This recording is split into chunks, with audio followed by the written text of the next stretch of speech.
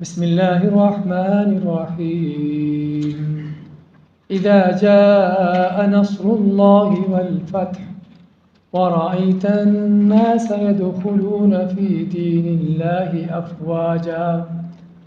فسبح بحمد ربك واستغفره إنه كان توابا۔ اذا جب جاء آ گئی نصر اللہ اللہ کی مدد والفتح اور فتح حاصل ہو گئی ورأیت الناس اور دیکھ لیا اپنے لوگوں کو یدخلون داخل ہوتے ہوئے فی دین اللہ اللہ کے دین میں افواجن فوج در فوج گروہ در گروہ فسبح پس تسبیح بیان کرو پاکی بیان کرو بحمدی تعریف کے ساتھ ربک اپنے رب کی تعریفوں کے ساتھ اس کی پاکیزگی بیان کرو واستغفرہ اور اس سے استغفار کرو بخشش مانگو انہ کان توابا بے شک اللہ تعالیٰ بڑا ہی انہ بے شک وہ ہے کان ہے وہ تواباً بہت توبہ قبول کرنے والا۔ یہ سورۃ النصر ہے کہ جو قرآن کریم کی سب سے آخری سورت ہے۔ قرآن کریم کی سب سے آخری مکمل سورت جو نازل ہوتی ہے وہ یہ ہے، اور اس کے بعد کچھ آیات تو نازل ہوئی ہوں گی لیکن مکمل سورت اس کے بعد کوئی اور نازل نہیں ہوئی، بلکہ عبداللہ بن عمر رضی اللہ تعالیٰ عنہ فرماتے ہیں کہ یہ سورت حجۃ الوداع کے موقع پر جب نبی کریم صلی اللہ علیہ وسلم منا میں تھے اس وقت آپ پر نازل ہوئی، اور آپ صلی اللہ علیہ وسلم کے اوپر اس وقت اس سورت کا نازل ہونا عین اس سورت کے موضوع کے مطابق ہے۔ سورت کا موضوع کیا ہے؟ سورت کے موضوع کے حوالے سے یہ ہے کہ عمر فاروق رضی اللہ تعالیٰ عنہ جب بھی کوئی مشورہ کرنا ہوتا تو جو بڑے بڑے صحابہ ہیں بڑی عمر کے علم رکھنے والے سمجھدار اور خاص طور پر بدر کے صحابہ بدری لوگ ان کو جمع کرتے ان کے ساتھ مشورہ کرتے، تو کیا کرتے ان بڑی عمر کے صحابہ کے ساتھ عبداللہ ابن عباس کو بھی شامل کرتے۔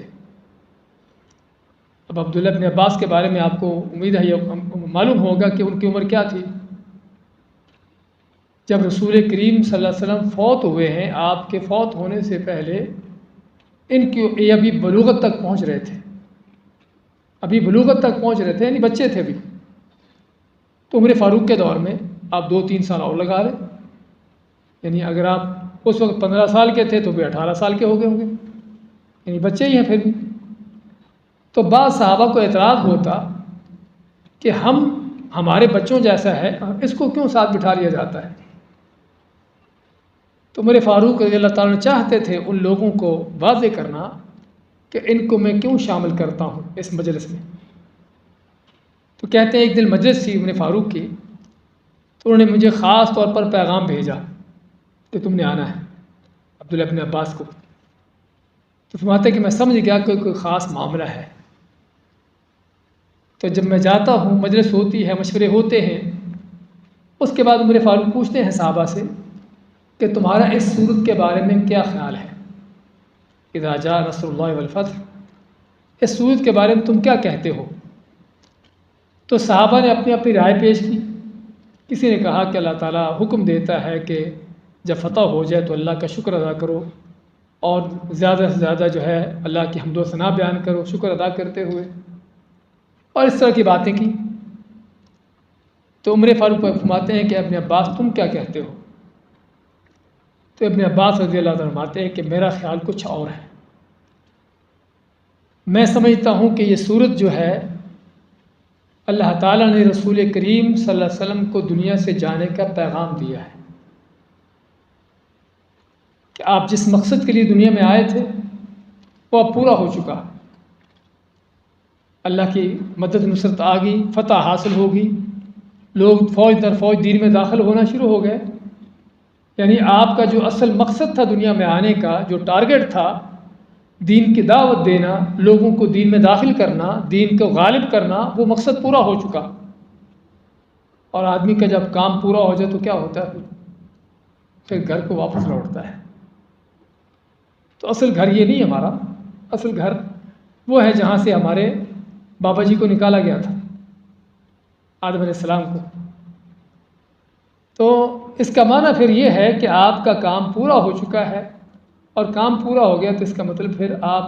اللہ سے توبہ استغفار کرو، اللہ کی حمد و ثنا بیان کرو اور واپس جانے کی تیاری کرو۔ تو ابن عباس فرماتے ہیں کہ یہ سورت جو ہے نبی کریم صلی اللہ علیہ وسلم کا دنیا سے جانے کا پیغام ہے۔ تو میرے فاروق فرماتے ہیں کہ ہاں میرا بھی یہی خیال ہے، میں بھی یہی سمجھتا ہوں۔ تو میرے فاروق نے صحابہ کو دکھانا بتانا تھا کہ ابن عباس اگرچہ نوعمر ہے، چھوٹے ہیں، لیکن ان کی عقل اور ان کی سوچ، فکر اور فہم کیا ہے، اور کیوں نہ ہو، کیونکہ یہ وہ ہستی ہیں جن کے بارے میں رسول کریم صلی اللہ علیہ وسلم نے دعا کی تھی۔ کیا فرمایا تھا؟ اللہم فقہہ فی الدین، اے اللہ اس کو دین کی سمجھ بوجھ عطا کر، وعلمہ التأویل، اور قرآن کی تفسیر اس کو سکھا۔ اس لیے آپ دیکھیں گے سب سے زیادہ صحابہ کرام میں سے قرآن کریم کی تفسیر کرنے والے عبداللہ ابن عباس رضی اللہ تعالیٰ عنہ ہیں۔ اگرچہ حدیث کے بھی بہت سی حدیثیں بھی انہوں نے ہزاروں کی تعداد میں روایت کی ہیں، لیکن خصوصاً قرآن کریم کی تفسیر کے حوالے سے جس قدر ان کی کوشش ان کے رہا ہے وہ اور کسی استاد دوسرے صحابی کا نہیں ہے، خود ان کا بھی اور پھر ان کے شاگردوں کا بھی۔ اس لیے آپ دیکھو کہ تفسیروں کا مطالعہ کرتے ہوئے اکثر و بیشتر جو تفسیریں کرنے والے تابعین ہیں وہ ابن عباس کے شاگرد ہیں۔ تو بات کر رہے تھے، یہ ہے سورت کا موضوع۔ تو سورت کا موضوع پھر کیا ہوا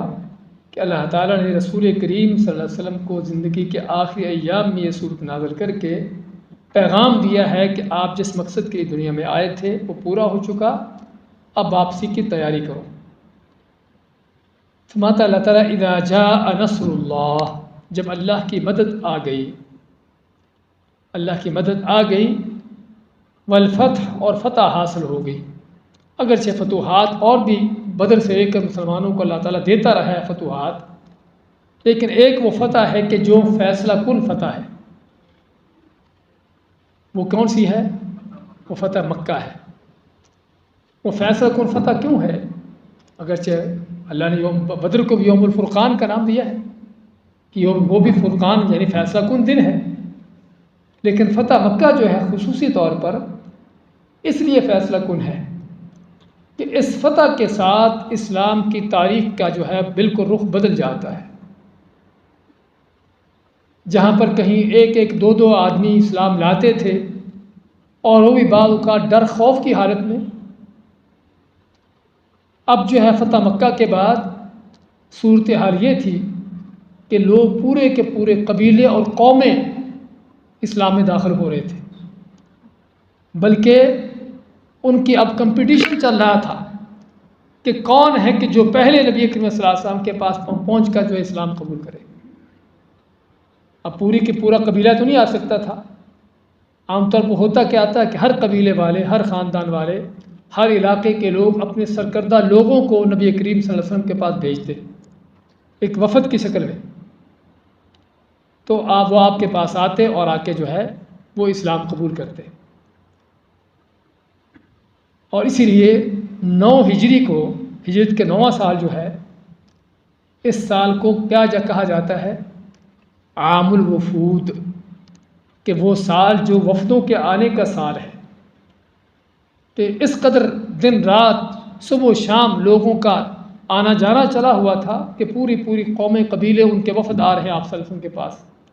اور آ کے اسلام قبول کر رہے ہیں۔ وجہ کیا تھی؟ اس سے پہلے کیوں یہ چیز نہیں تھی؟ اس کی وجہ بھائیو بہت بڑی، ہم آگے پڑھیں گے صورتوں کے اندر، صورت قریش، صورت الفیل، اس طرح کی صورتوں پڑھیں گے آگے چل کر بھی، کہ عربوں کے ہاں بیت اللہ، مکہ مکرمہ،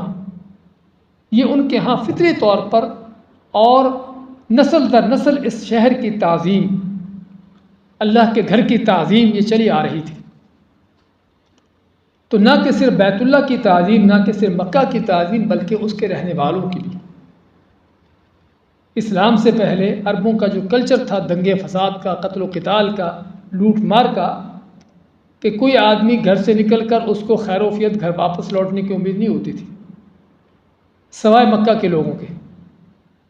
کہ نہ تو کسی کو مکہ کی طرف میلی آنکھ سے دیکھنے کی جرت ہوتی تھی اسلام سے پہلے، جاہلیت میں، اس لوٹ مار کے دور میں نہ تو کسی کو مکہ کی طرف میلی آنکھ سے دیکھنے کی جرت ہوتی تھی، اور نہ ہی مکہ والوں کے خلاف کوئی کارروائی کرنا تو دور کی بات ہے، بلکہ سمجھتے تھے کہ ان کی کسی طرح سے توہین ہونا بھی بہت بڑا جرم ہے، کیونکہ مکہ کے لوگ قریش عربوں کے